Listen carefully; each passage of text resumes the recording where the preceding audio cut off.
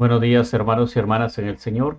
Continuamos con nuestro curso de introducción a los escritos de la Biblia. Hoy vamos a ver la lección número 19 titulada El profeta Daniel.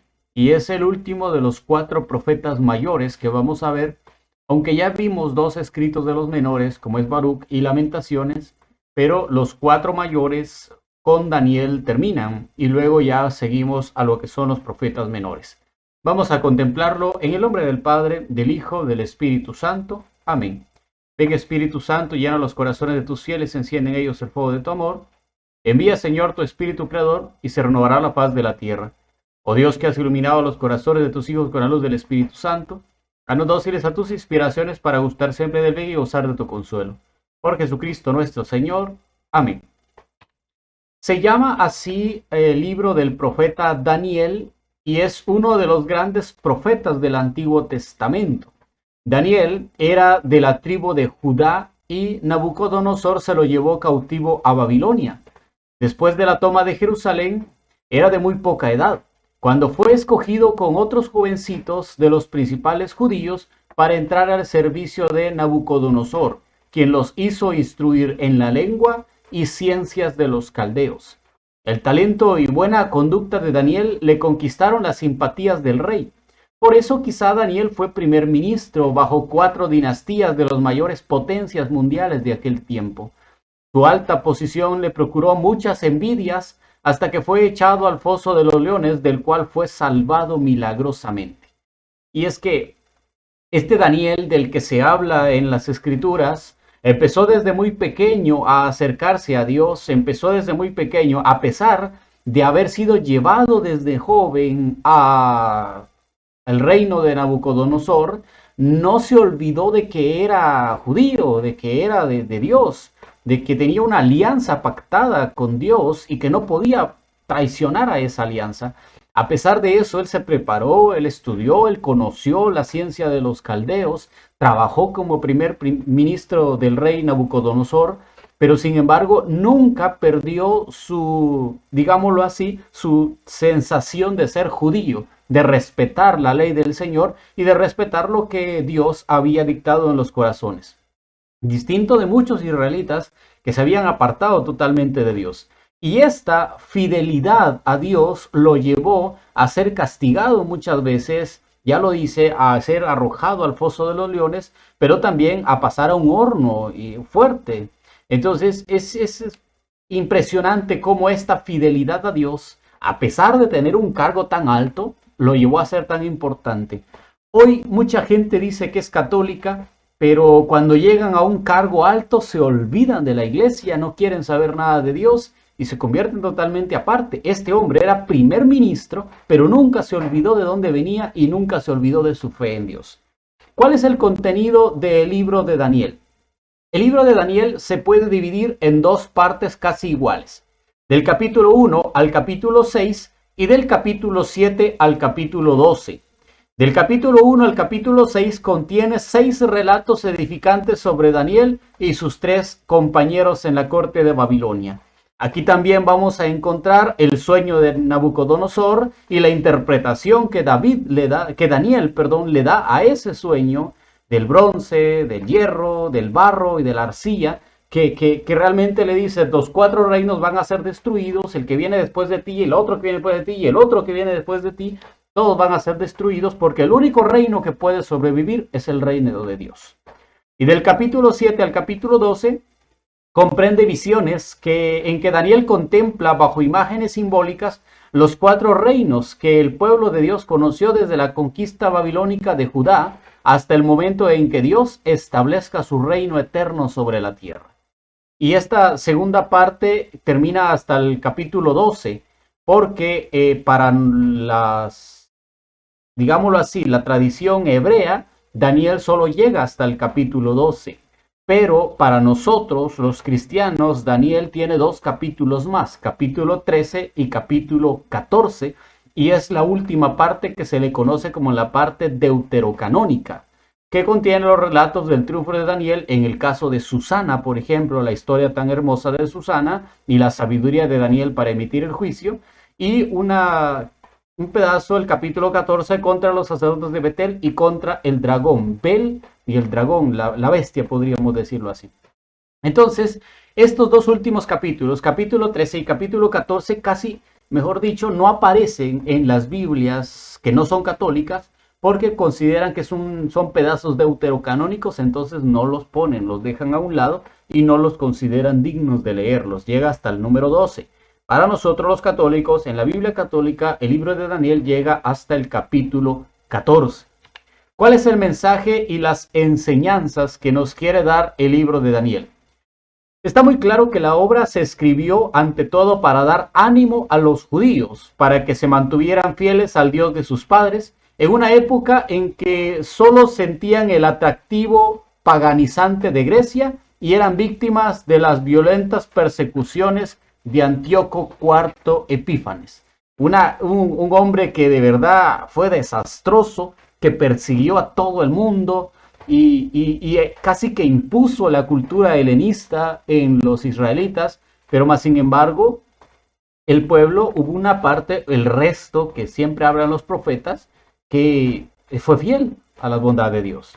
En consecuencia, el autor tiene especial interés de demostrar que la sabiduría de Dios es mayor que toda sabiduría y poderes humanos, dando pruebas de que Dios puede salvar a sus fieles de los que los persiguen. Daniel proclama esta verdad para los hombres de todos los tiempos. Dios es el dueño de toda la historia. Él utiliza la aparición y la caída de los imperios como paso a su reino universal, que nos da a entender que no importa el reino que gobierne, fueron los medos, luego los persas, luego los caldeos, los babilónicos, llegaron los de Asiria, llegó el imperio romano y al final todos han desaparecido. ¿Por qué? Porque el único que los controla y que puede decidir cuánto tiempo duran y cuánto tiempo se acaban es Dios.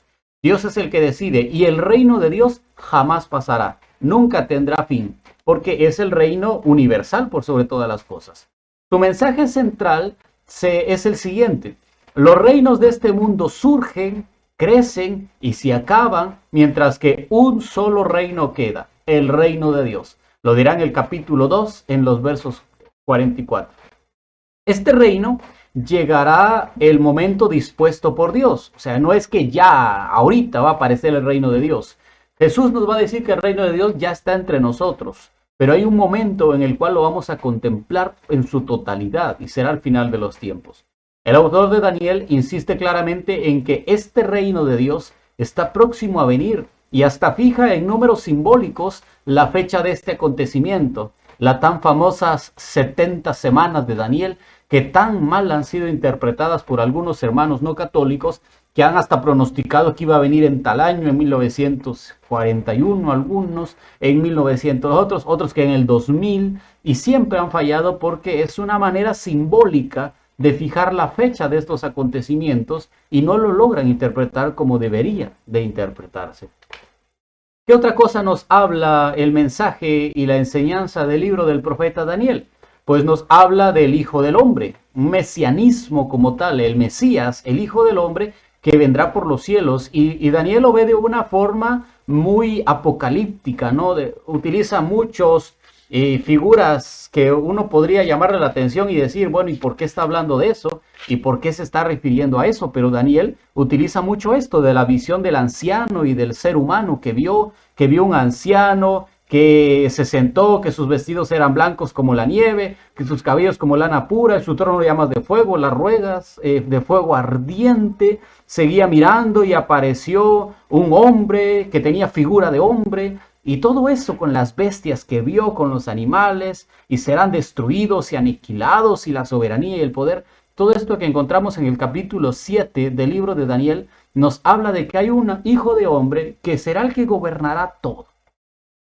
Es interesante pensar cómo Jesús se apropió del título de hijo de hombre en los evangelios, dando a entender su origen divino, el poder que le dio el Padre, junto al concepto de su humildad de ser el siervo de Yahvé. Como Jesús dice, yo soy ese hijo del hombre, el reino de Dios ya está entre nosotros y yo seré el que vencerá todo. Esa grande unidad que hay entre las profecías de Daniel y entre lo que realmente vivió Jesús en este mundo. También el libro de Daniel es un libro de la oración humilde y contrita. ¿Por qué? Porque a diferencia de otros profetas, Daniel no se lanza con violentas amenazas contra las culpas de su pueblo, sino que se pone en humilde actitud de oración. Recuerda las culpas del pueblo asumiéndolas sobre sí con dolor y conmovedora confesión. Se solidariza con el pecado de su pueblo, expía con ayuno, oración y sufrimientos, aceptados como justo castigo de las culpas de Dios. El autor de Daniel insiste una y otra vez en que Dios ayuda al justo y humilde que observa la ley de Moisés también en el peligro y lo libera como liberó a Daniel o a los 3 jóvenes del horno o a Daniel en el foso de los leones. Esto es importante porque cuando yo tengo una oración contrita, totalmente desdicha, de esta manera, depositada en Dios, no puede existir el momento en el cual voy a sufrir un mal o voy a ser dañado. No puede. ¿Por qué? Porque yo tengo una actitud de oración a Dios y una oración tan contrita que eso impide que alguien o algo haga daño porque está tan unido a Dios. Esa oración contrita es la que tenía Daniel. Y por eso no importa que lo hayan metido en un foso de los leones, no le pasó nada. Y no importa que lo hayan metido con Azarías en los otros 2 jóvenes en el horno ardiente y no les pasó nada. ¿Por qué? Porque su oración era humilde y se reconocían contritos, pecadores, que no eran capaces de la bondad de Dios, pero más sin embargo, si Dios quería, Dios puede ir a rescatar a los justos, a los humildes y a los sencillos de corazón. Y esto va a ser algo importante de este libro de Daniel. También vamos a ver en el libro de Daniel un mensaje en relación a la angelología, porque Daniel utiliza mucho la imagen de los ángeles para poder hablar. El profeta atribuye un importante papel a los ángeles como ministros de Dios, que a través de ellos revela su voluntad a los hombres. Daniel nombra y da importancia más que nadie en el Antiguo Testamento a Gabriel y a los ángeles. Ellos están en la presencia de Dios, nos dirá en el capítulo 7 al capítulo 10. Su tarea entre los hombres es de ayudar y de consolar, nos dirá en el capítulo 3, de ser mensajeros de la voluntad de Dios explicando el sentido de las visiones. Nos dirá en el capítulo 8 y en el capítulo 9. Daniel pone mucha importancia a los ángeles porque dice los ángeles son los mensajeros, son los que están entre Dios y nosotros, son los que nos llevan a Dios y los que nos traen a Dios, los que se encargan de cuidarnos, de protegerlos, de que no nos pase nada, los que se encargan de decir, de guiarnos por el buen camino y que están ahí dispuestos a protegernos siempre. Esta doctrina de los ángeles se ve muy reflejada y desarrollada en este libro de Daniel. También Daniel nos habla de la resurrección de los muertos. Y esta es otra aportación importante de la enseñanza de Daniel. Es clara la doctrina de la resurrección de los cuerpos, por ejemplo, en el capítulo 12, en el verso 12, en sintonía con los libros de los Macabeos, lo que hace pensar que la fe en la resurrección era ya común en el pueblo de Dios desde el siglo II antes de Cristo. Todos ya sabían que iban a resucitar algún día. Por eso la samaritana le dice, Señor, yo sé que voy a resucitar al final de los tiempos. Y Jesús le dice, yo soy la resurrección y la vida. Esa parte tan importante de ella, yo sé, perdón, no es la samaritana, es Marta y María, que dicen, yo sé que mi hermano va a resucitar. Y ella le dice, yo soy la resurrección y la vida, el que cree en mí, aunque esté muerto, vivirá. Esta unión tan íntima que ya tenía el pueblo de Dios, ese concepto de la resurrección, no es algo que Cristo vino a dejar ya claro, no, sino que Cristo vino a hacerle la primicia, pero el pueblo de Dios en la época de Daniel ya tenían el conocimiento de que iban a resucitar, solo, claro, los que eran justos y los que siempre estaban comportándose de acuerdo a la voluntad de Dios. Algunas páginas escogidas del libro de Daniel. Vamos a hablar de 4 páginas escogidas, de 4 cosas que podemos conseguir en el libro de Daniel. Primero, hagamos un espacio para el sueño del rey Nabucodonosor, que encontramos en el capítulo 2 del verso del 1 al 49. El autor de Daniel, con sutil ironía, pone en mala la sabiduría humana de la corte y sus magias, y ensalza la sabiduría divina, invitando a su pueblo a ser fiel a la ley de Dios. El sueño de la estatua y su explicación tiene además una enseñanza. La historia humana es un suceder de imperios, de gobiernos controlados y previstos por Dios. Al final Dios fundará su propio reino. En Daniel capítulo 3 escuchamos la historia de los 3 jóvenes en el horno. En Daniel capítulo 6, por ejemplo, escuchamos la historia de Daniel en el pozo de los leones y podemos conocer el misterio de Dios en cada uno de nuestros aspectos. Dios siempre está con nosotros, Dios es el dueño de la historia, Dios es el dueño del designio y Dios siempre estará ahí, pero Él es el que decide qué reino crece, qué reino cae y qué reino se mantiene. Los 2 relatos tienen el mismo mensaje. Dios protege y libera al hombre fiel a Dios, el que no cede a la tentación de la idolatría. El autor de estos relatos trata con fuerte ironía a la idolatría de los pueblos paganos, poniendo en ridículo las creencias de ellos en sus falsos dioses, y sobre todo quiere fortalecer la fe y de la fidelidad de su pueblo frente a la persecución. La oración de Azarías en Daniel capítulo 3 es una joya de plegaria que sale de un corazón humilde y contrito, muy semejante a la oración de Daniel del capítulo 9. El himno de los 3 jóvenes en el horno, que recuerdan los salmos 136 y 148, es usado en la oración de la iglesia en la laudes del día domingo de la primera semana. Y es impresionante estas oraciones que se utilizan porque nos recuerdan la grandeza de Dios, la grandeza que viene en auxilio de aquel que le suplica, de un Dios que no es ajeno a la súplica del pecador, de un Dios que no es ajeno al dolor humano y a la persecución humana, sino que si esta persona se acerca a Él confiado, con fe, Dios le responde, Dios se acerca a Él y le muestra su amor y su misericordia y envía a sus santos ángeles a protegernos. También en Daniel podemos encontrar la historia del banquete del rey Baltasar o Balsasar, como querramos nosotros poder escucharlo. Y es que banquete del rey Baltasar o Balsasar da una enseñanza teológica sobre la historia. Por ejemplo, las 3 palabras en la pared que vio el rey Baltasar, contado, pesado y dividido, indican la suerte de todo reino humano que se burla de Dios. El autor, una vez más, quiere fortalecer la fe y la esperanza de los judíos, confiando solo en el advenimiento del reino de Dios. Todo reino que se burla de Dios, tarde o temprano, será pesado, será dividido y será destruido. Solo aquel que se someta a Dios, que quiera a Dios, que cumpla la voluntad de Dios, no podrá pasar la pena, la muerte, la tentación del alma. Claro, la muerte de este mundo, por supuesto que sí, es necesaria para llegar al reino de los cielos, pero todo reino que se someta a Dios no podrá decir que será ajeno a la misericordia de Dios. En cambio, el reino que se aparte de Dios recibirá el castigo de parte de Dios. También vemos que en el relato de Daniel capítulo 7 nos habla de las 4 bestias y del Hijo del Hombre.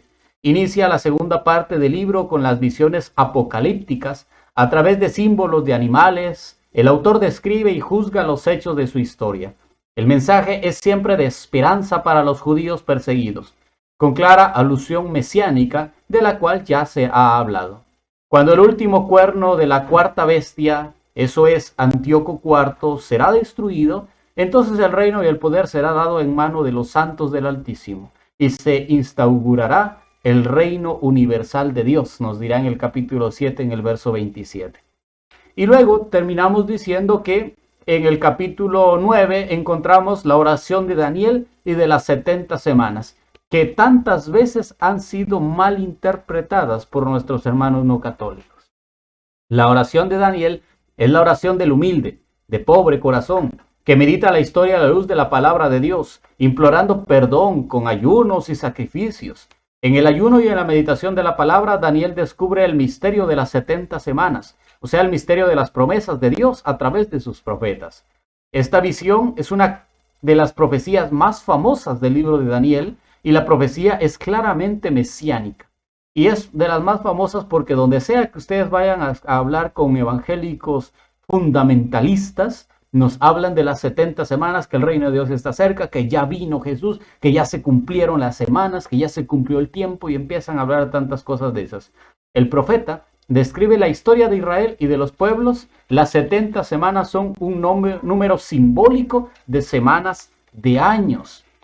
¿Cuál es la explicación de las 70 semanas que la iglesia nos recomienda a nosotros?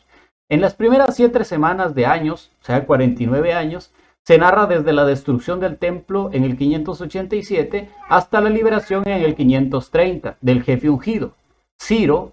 Viene después el periodo simbólico de 62 semanas que llega hasta el comienzo de la persecución de Antíoco IV con la muerte del sacerdote Onías. Un ungido será muerto. Esto está en el capítulo 9.